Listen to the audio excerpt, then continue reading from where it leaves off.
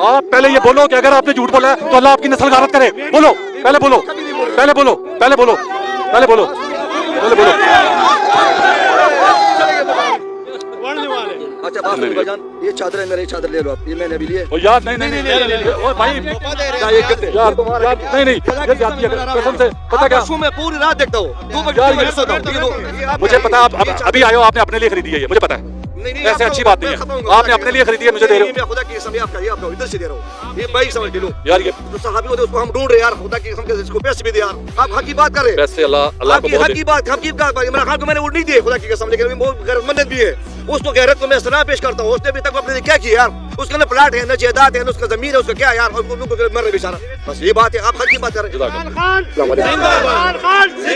पाकिस्तान जिंदाबाद।